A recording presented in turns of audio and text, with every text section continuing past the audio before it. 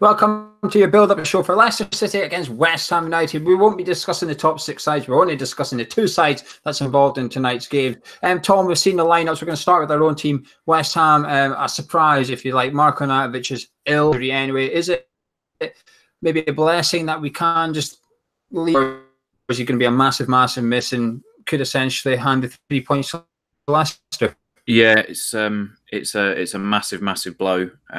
It's we rely on him heavily to be that influencer and to score some big goals in games that matter. So it's a massive blow for us today. And to have a striker that's been out for the last month with glandular fever and who wasn't exactly looking like he was going to score before that. No Yarmolenko either, maybe lacking creativity. It could be a long afternoon today. Tom, we were wondering who Pellegrini's done what he did last weekend. He's stuck with 18-year-old Diangana. Is that the right choice in your mind? You excited to see what he brings? Yeah, I think so. I think obviously if you're going to choose anybody to play that, I guess you want to say that the West Ham faithful are going to be enjoying or will like to see, it would be a young 18-year-old blooded into the first team, thrown in at the deep end, who's sort of shown flashes of brilliance the last couple of weeks. Maybe not last week specifically against Spurs, but he looked lively enough. He looked, like he was getting into the game and that he was up to the pace. And maybe an easier game, you would say, in terms of opposition today that hopefully he can settle in. But that looks like there might be big things for this kid. And obviously, if Yarmolenko is out for the next few months and Wilshere may be lacking and no sort of Obiang in midfield or whatever, and having to maybe slide Snodgrass in to make it fit. Yeah, I'd say Diangana's also got a massive chance to sort of prove his worth today. And like I said, I think the fans are always willing to give that an academy product that extra time to settle in because of what it means to us. See what I thought he did well against Spurs. I'm excited to see what he brings. He's an unknown quantity to a lot of people, including some West Ham fans. Unless these games regularly, you won't have seen much of him. But it's even harder for Leicester to prepare against him. He got stuck in against Spurs. He tracked back well. That's going to be trouble. I think that's massive. That battle between those is going to be huge. Either of them can influence the game at either end as well. So that's important. I think Pellegrini's hands forced a little bit, really. We don't have too much options. The only other one he could have played up front was we've seen in recent weeks is he doesn't have the composure, but he does have the build-up, and I thought he's done well. We've not been surprised. He's gone with the finisher, Hernandez, who I thought did all right against Spurs when he came on, actually. The only other change, Tom, Cresswell has been dropped from Masuaku. This concerns me a little bit that our left-backs are only one mistake.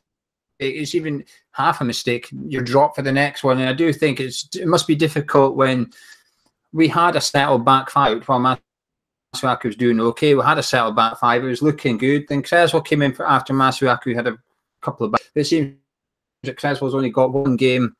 Pellegrini's not confessed. Masuaku's come back. And that's a bit of a concern for me, from not necessarily longer term over the course of the season.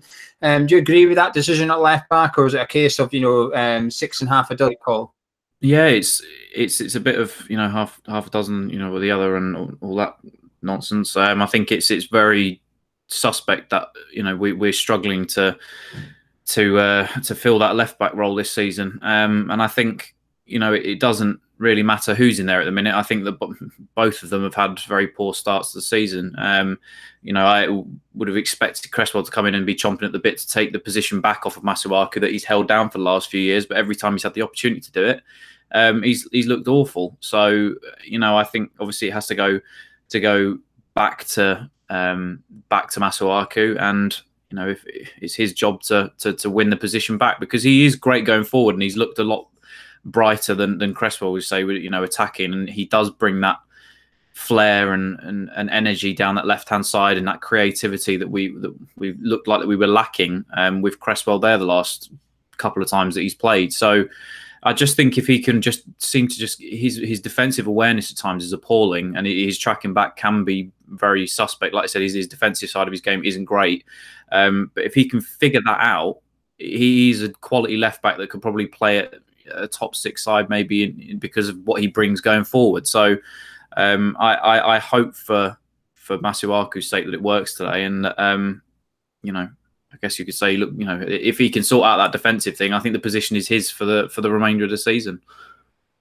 The West Ham bench is looking a little bit weak, however, especially if we go down on the bench. We've got 3 defenders, Obona, Fredericks, and Creswell. We've got 2 young Howell, and we've got Mikel Antonio. A quick look at Leicester City. The big news from we found out yesterday that Jamie Vardy has been dropped. Is that a surprise for you, or is it a case of the managers?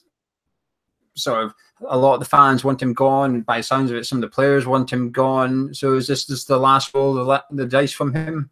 Yeah, I think it's weird because I guess I mean, we're not exactly Leicester fans, or we're not tuning into what's happening at Leicester, and I didn't realise it was as bad as it was up there. And reading some of the comments from some of the Leicester supporters on social media is that they obviously want Puel gone, and it feels weird to keep out, you know, one of your record Premier League strikers, just a dangerous finisher on his day in the box. I don't understand why you wouldn't have him start, because yes, he's bad maybe certain games a season, but he just knows how to score goals. And Iheanacho, I know fine well, hasn't played well since he's been up there, or he hasn't scored the volume of goals that Vardy brings. I don't know. For me, I think with Vardy, he's just so dangerous in the box. He is just a natural goal scorer, and it wouldn't make sense to leave that on the bench, you know. So, I mean, there's a few questionable decisions that he's done in there. Obviously, the team's not playing well, and he's had to maybe change the side to react to that, and maybe call out some people that are playing on the bench that maybe he thought should have been playing better. But to be honest with you, I can't exactly see, especially the fact that those Leicester owners sacked Ranieri and weren't allowing him the time. I don't see that they're going to give that to Puel if their form sort of continues to dip, so to speak. They're playing slightly more attacking today against West Ham than they set up against Arsenal. The last couple of games, they had a more sort of 3 at the back formation, wing backs, but they've got, by the looks of it, they've gone straight. It looks like they're going to be taking the game to us, Tom. They're 3 behind Iheanacho, strike fear into you. They've got Albrighton, Madison, and apologies if I pronounce this wrong. Is it Gazal? Is that how you say his name? 3 strike fear into you, or are you quite content that we can cope with that? I was more worried, to be honest with you. I thought if Damari Gray was going to start, because, you know, if ahead of Albrighton or Gazal, like, you know, I guess that both of them could sort of swap wings, and especially with our fullbacks at the minute, I thought Gray really would have put the pressure on us with his pace. But I think it's Maddison for me. I think it's for everybody that just will strike the fear into you. He can strike from distance. His last ball is fantastic, and he's a player that we would have loved to have ultimately seen at West Ham this summer. I'd have loved it if we'd have signed him, and he's sort of proven his worth now for Leicester. And I think any team that, when you have an attacking threat like that and somebody that can create as well as produce himself, I think it strikes fear into most people. So we have to be very wary today, and I think hopefully Declan Rice will do a number on Maddison. I think that's you know, to keep him quiet. He's pocketed a few people the last few weeks, as Zabaleta and a few others. So, you know, if we can carry on in that vein and sort of shut down, you know, their most creative threat, then I think that we have a chance today. But if we allow him to start getting balls in behind and start getting, you know, Albrighton into play and to get crosses coming into the box, or slipping through balls to Iheanacho and playing on the counter or whatever, I think that we're going to be in for a very long afternoon today. Yeah. We'll come on to how we feel about the game in just a second. Leicester's team's bench is actually what impresses me. Leicester's bench, they've got Okazaki, Johnny Evans, Mendy, Jamie Vardy, Gray, and Pereira. They've got a lot of game changers on that. They can that confident. I think if we go a goal down, Tom, I think we're really going to struggle. He just doesn't have much options. Where Lucas Perez is, nobody really knows. We don't know if he's been just dropped from the matchday squad completely. Nobody knows. But that Leicester bench it's going to be interesting if Vardy comes on, what his attitude is. Does he have a point to prove, or is he going to have to hump with the manager? He's going to have one of the two. He's that type of player, Jamie Vardy. He's going to sulk, or he's going to come on fired up. And if it does come on, they'll trouble. I can't see where our creativity is coming from. I can't see where our goals are coming from. Diangana, Anderson, we hope will step up. He's done okay in a way for that. We do have a natural finisher, but the problem is players. You know, Zabaleta and Masuaku, they're all extent. But that's it. Midfield 3, while they're hard working, they can retain. I'm not sure they can create very much. So we're relying on the front 3 to not only create but to score. Easy bit. Tom, what are you feeling? You've seen the lineups now. 5 minutes till kick off. Are you confident we're going to get anything, or do you think this could be a home win? The thing is, I think you're always confident if Arnautovic is in the team and you take that out, and all of a sudden it's like your kryptonite's gone. You know, your one chance of getting something from the game is gone from it. I think, you know, it's a lot different to last week. I think, to be honest with you, Pellegrini set up all wrong against there, and obviously he's probably had his hand forced this week through injuries and whatnot.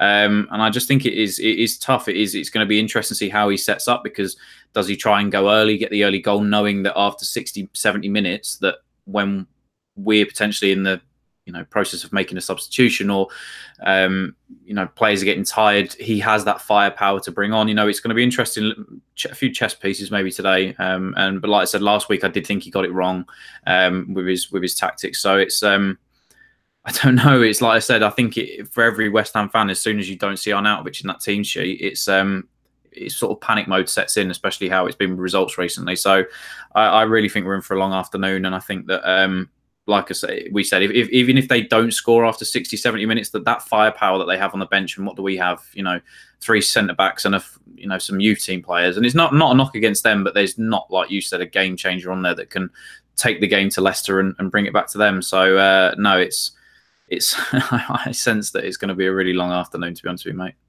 Yeah, I have to agree. I mean, this is a cliche. You can say this about any game in football, but I really do think the first goal tonight is so important. I think if Leicester get it, I think we're not going to get our pants pulled down, but it's going to be us throwing stuff people at Leicester's going to play into their hands with the players they've got on their bench and stuff as well. Afternoon as well. I said 2-1 on the preview. I'm going to stick with that. I'm going to stick with 2-1 Leicester. Give me a score prediction. Yeah, I'm much the same. To be honest, I'm thinking 3-1. I think that maybe we keep it interesting for the first 45. Maybe we score first, because obviously Pellegrini realises we're going to have to take the game to them at some point. I don't know.